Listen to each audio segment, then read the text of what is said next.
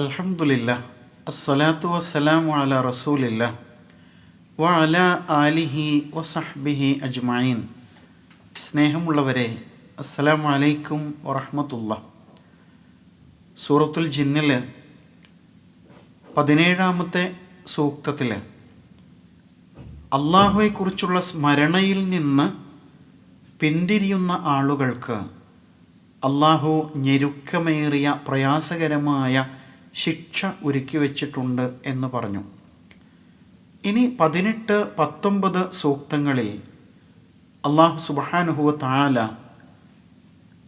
അവനുള്ള ദിക്ർ, അവനുള്ള സ്മരണ നിലനിർത്തുവാനുള്ള സംവിധാനത്തെക്കുറിച്ചാണ് പരാമർശിക്കുന്നത്. അഥവാ പള്ളികളുടെ ഉദ്ദേശലക്ഷ്യത്തെക്കുറിച്ച് 18-ാമത്തെ സൂക്തത്തിൽ പ്രത്യേകമായി തന്നെ പറയുന്നുണ്ട്. അഊദു ബില്ലാഹി മിനശ് ശൈത്വാനിർ റജീം വഅന്നൽ മസാജിദ ലില്ലാഹ് وأن المساجد لله فلا تدعوا مع الله أحدا. وأن നിശ്ചയം, നേരത്തെ പറഞ്ഞ കാര്യങ്ങളോട് ചേർത്ത് പറയാണ്. അൽ മസാജിദ്, സുജൂദ് ചെയ്യുന്ന ഇടങ്ങൾ. സജ്ജദ യസ്ജുദു, സാഷ്ടാംഗം ചെയ്തു എന്നാണല്ലോ. സുജൂദ് ചെയ്തു, പ്രണമിച്ചു. അതിൻ്റെ സ്ഥല നാമമാണ് മസ്ജിദ്, സുജൂദ് ചെയ്യുന്ന ഇടം. അതിൻ്റെ ബഹുവചനാണ് മസാജിദ്. പൊതുവെ നമ്മൾ പള്ളികൾ എന്ന് പറയുന്നു. വഅന്നൽ മസാജിദ, നിശ്ചയം പള്ളികൾ, ലില്ലാഹ്, അള്ളാഹുവിൻ്റേതാണ്, അള്ളാഹുവിന് വേണ്ടിയുള്ളതാണ്.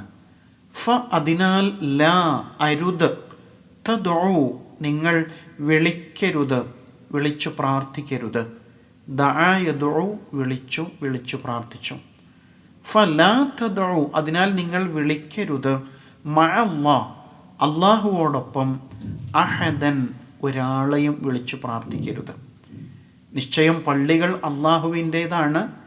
അതിനാൽ അള്ളാഹുവോടൊപ്പം നിങ്ങൾ ആരെയും വിളിച്ചു പ്രാർത്ഥിക്കരുത്. ഇതാണ് 18-ാം സൂക്തത്തിൻ്റെ അർത്ഥം.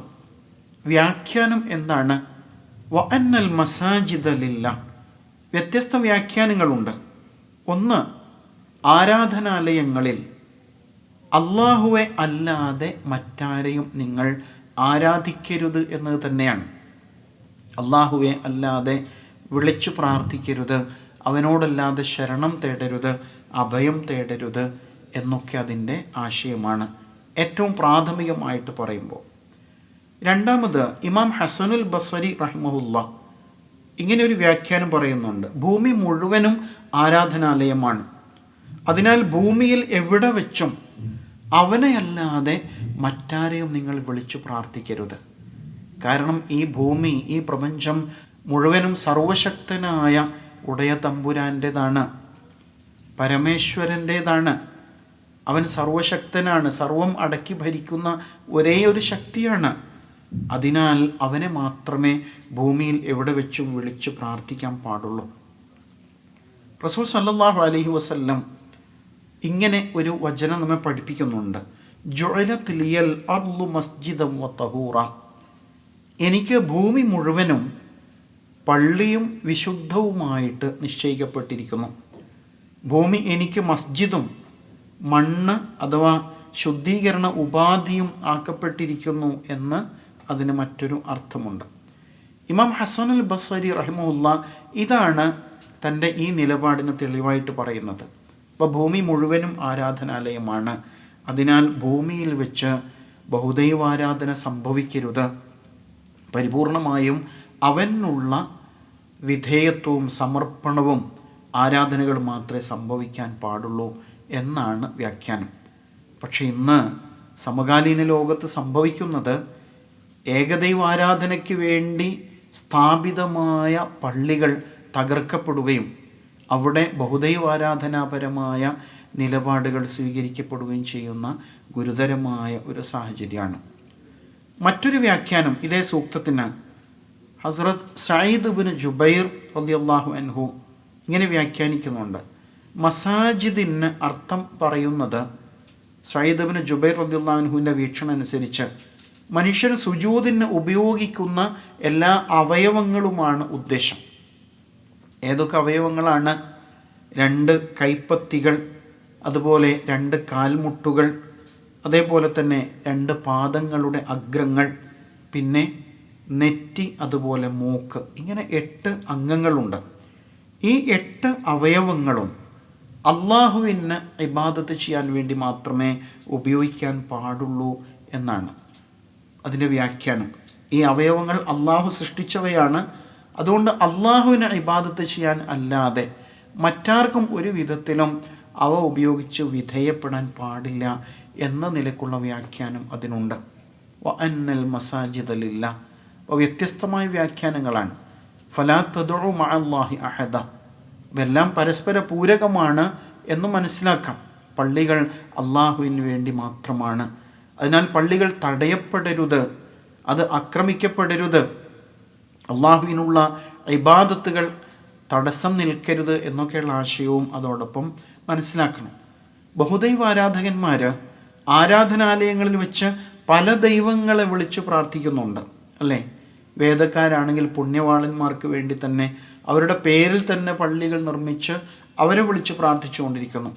അപ്പോൾ പള്ളികൾ വ്യക്തി, കുടുംബ, സംഘടനാ സംവിധാനങ്ങളിലൊന്നും പരിമിതപ്പെട്ടു പോകരുത്. അള്ളാഹുവിന് മാത്രമായിരിക്കണം യഥാർത്ഥത്തിൽ പള്ളിയുടെ ഉടമാവകാശം. പള്ളികൾ വഖഫ് ചെയ്യുന്നത് അന്ത്യനാൾ വരേക്കും അത് അള്ളാഹുവിൻ്റെ മാർഗത്തിൽ തന്നെ നിലകൊള്ളാൻ വേണ്ടിയാണ്.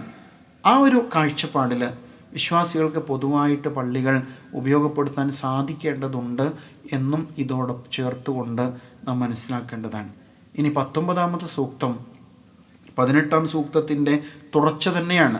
നബി സല്ലല്ലാഹു അലൈഹി വസല്ലം നമസ്കരിക്കുമ്പോൾ മക്കയിൽ ഉണ്ടായ ചില പ്രതികരണങ്ങളെ അല്ലാഹു സുബ്ഹാനഹു വ തആല എടുത്തു പറയുകയാണ് 19-ാമത്തെ സൂക്തത്തിൽ. وَأَنَّهُ لَمَّا قَامَ عَبْدُ اللَّهِ يَدْعُوهُ كَادُوا يَكُونُونَ عَلَيْهِ لِبَدًا. وَأَنَّهُ നിശ്ചയം അത് എന്തെന്നാൽ, ലമ്മാ ഖാമ, ലമ്മ അപ്പോൾ, ഖാമ എഴുന്നേറ്റ് നിന്നു.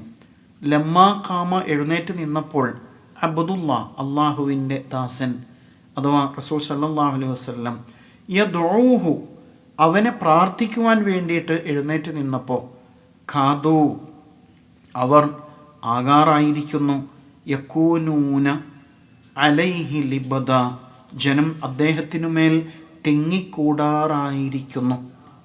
മറ്റൊരു വ്യാഖ്യാനം അനുസരിച്ച് ചാടി വീഴാറായിരിക്കുന്നു, പ്രവാചകന് മേൽ ചാടി വീഴാൻ ഒരുമ്പെട്ടിരിക്കുന്നു എന്നുള്ളതാണ്.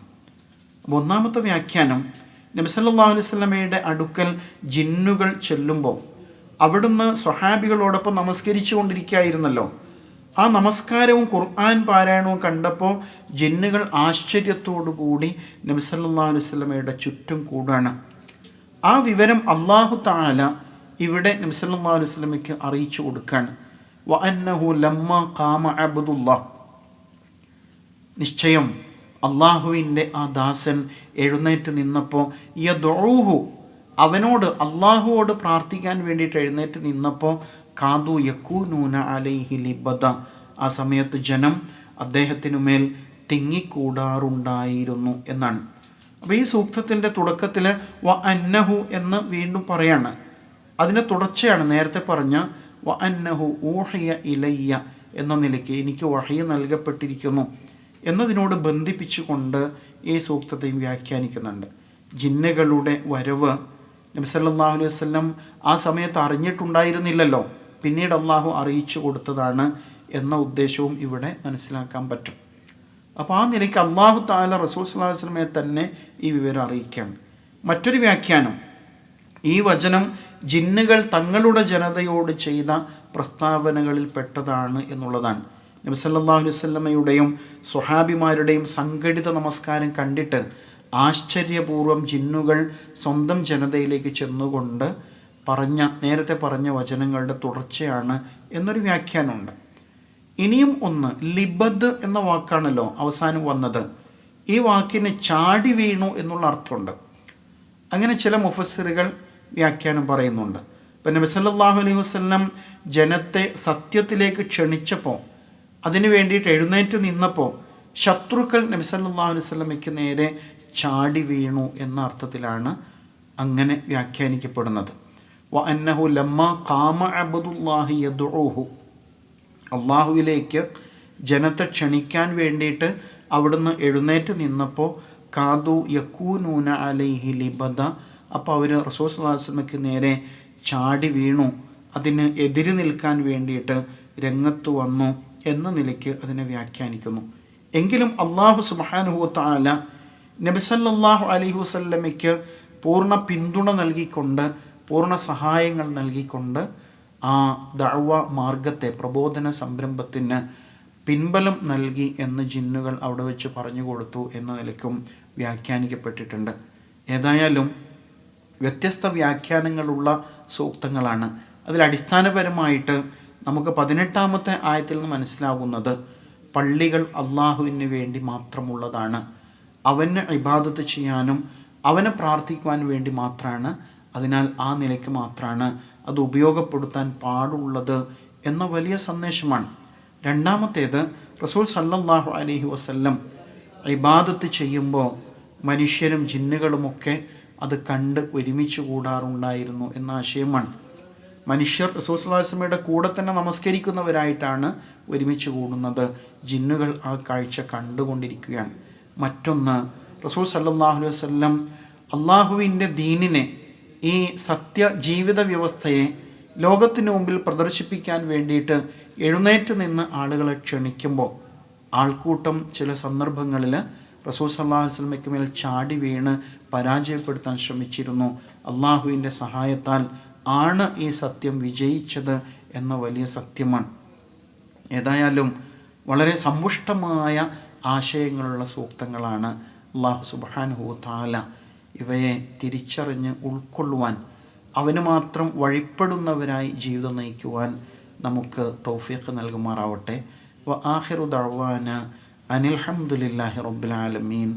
അസ്സലാമു അലൈക്കും വറഹ്മത്തുള്ളാഹി.